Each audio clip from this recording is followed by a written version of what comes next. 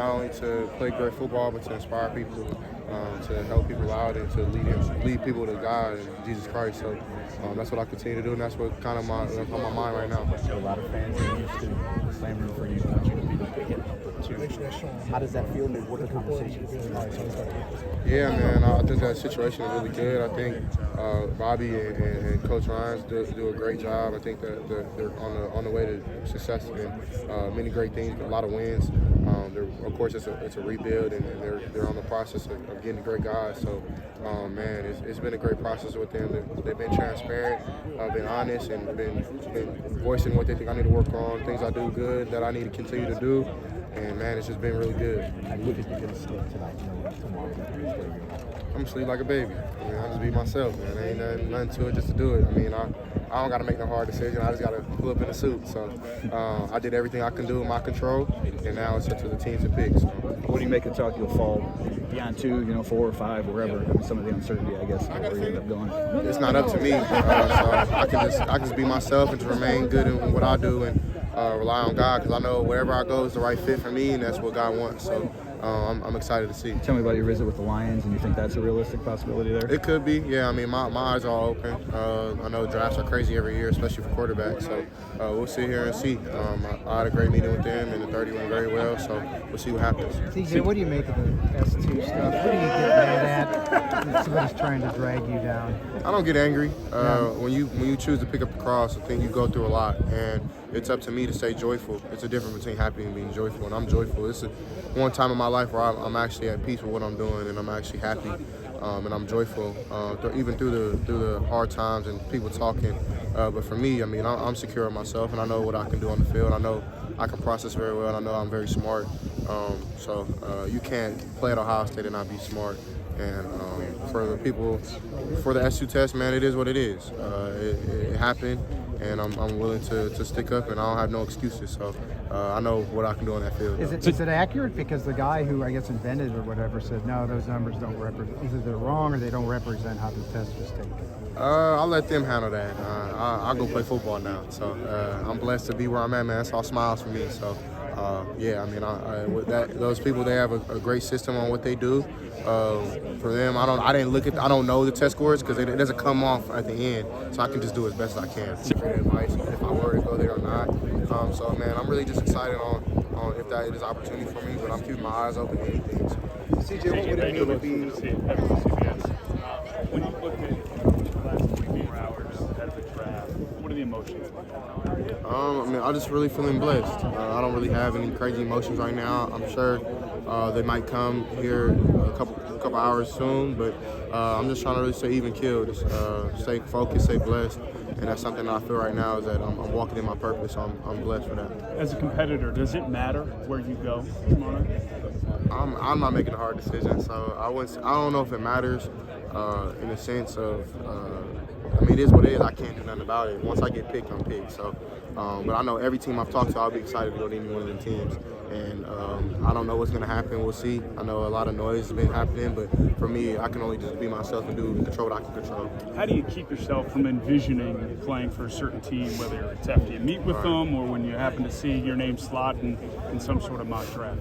Yeah, it's hard. I mean, honestly, I'm off of social media, so I don't really see any mocks or nothing like that. But I talk to teams, and I have you'll go off one 30 visit and then feel this way about one team and then go to another one, feel that way about that team, good or bad. So it's a roller coaster, but to me, I just try to pray about it and let God tell him that whatever your plan is for my life, I'm willing to do. So. What are you going to remember about this process from your last game to where you are right now? I'm going to remember that I like routine, and this is something that you have no routine.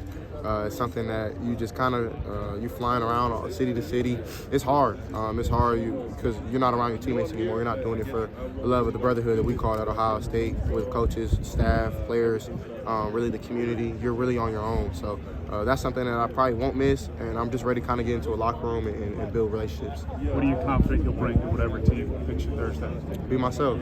I'm confident that I'm bringing a hard worker, somebody whose IQ is out this world, that I can really think about what I'm doing on the field. I can pick defenses apart, and a great man of community, great man of God. So that's what I'm bringing. Amidst all the noise, you enjoying it? Of course, yeah, got to. So I know it's stressful, but at the same time, it's good stress. I believe in good people problems. That's what I have right now. So. Congrats, man. Good luck. Hey, Hey, CJ, I what know would you it mean to mentioned be the number one overall pick if that were to happen? It'd be a blessing, but at the end of the day, it's not up to me. I mean, it's up to whatever happens on tomorrow, and if that is what's to come, then it is what it is. So I'm excited to have the opportunity to even be picked. So I'm not really worried about it. I'm more so about fit than I am the pick. What was it like being out here playing with the kids and having fun today? It was amazing. I know, my bad, boss. I did that same question. Serious. It was amazing. The kids, you can see in their eyes that they're willing to learn, that they want to have fun, and they look up to us. And I just want them to have hope and be inspired about where we're at today. Because at one point in my life, I was at where they're at, just trying to be better, trying to be a kid. And I told them just enjoy being a kid, but have dreams, have goals. And if somebody doesn't laugh at your dream or goal or make fun of it or whatever, and just doesn't believe in you, I mean, you're probably doing the right thing. Because people laughed at me when I was telling them I wanted to play in the NFL and NBA. So Who laughed at you?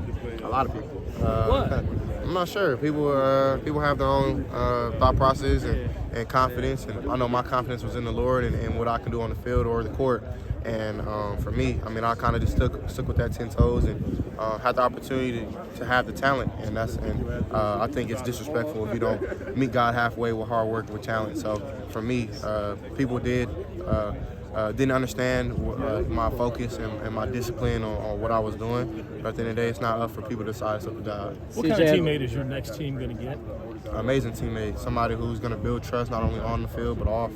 Somebody who's going to spend time. I think time is something that you can never get back. It's the most valuable thing we have on this earth other than Jesus Christ. So it's something that I can't get back what I just said 10 seconds ago. So that's something I think that people really enjoy. I feel like being around me. I think I'm funny. I think I'm outgoing. And I can only just talk about it, but I have to go prove it one day. So You're going to go from being the man to being a rookie. Is that going to be a difficult transition? yeah, I'm glad you said that because people don't really understand. I think the transition that everybody's talking how great we are coming into the draft, and it's going to be a process though. But I'm gonna go in with full confidence. I always say, why not? I like Russell Westbrook's kind of brand. Why not? Why can't I go in the league and be successful my first year, or why can't I go in and be a great backup? Whatever God wants in my life, I'm willing to do. So why not anything, man? I don't say sky's the limit. I don't really put a limit or a ceiling on what I can do. And I'm blessed enough to have the talent I do, and I'm continue to put hard work to that. As a competitor, do you want to go number one as a competitor? These in the back of your mind, you're saying, I want to go number one. You may go number two, you may go number three, but you want to go number one because you're a big competitor. I think I'm a competitor on the field. And when it comes to decisions and draft picks and things like that, it's hard for me to compete in things I don't have control over. So, of course, I would love to go to the right fit. I think that's more important to me. If that's number one, number two, number three, number 10, number 25, whatever that is, that's God's plan, and that's what I'm willing to rock with. So, CJ, I know you said you're off social media, but a few weeks ago there was a funny photo with the Seahawks that they tweeted out that went viral. What was your meeting like with Pete and those guys? How'd that go? it went amazing. I was a big Seahawks fan growing up. I loved the Legion of Boom. Richard Sherman's from LA, so that was somebody I really looked up to. I just like the style of play. Love Russell Wilson, and Pete had some amazing things to say. I had a great meeting with him, and it went amazing, man. So they're a really good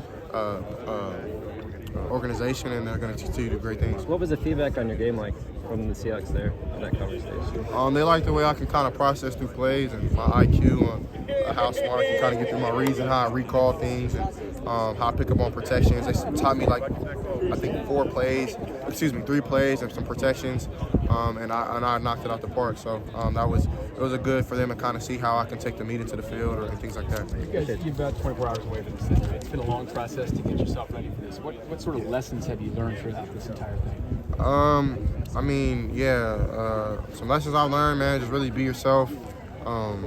Be yourself. Have fun, enjoy it while you can, and try to stay stress-free as possible.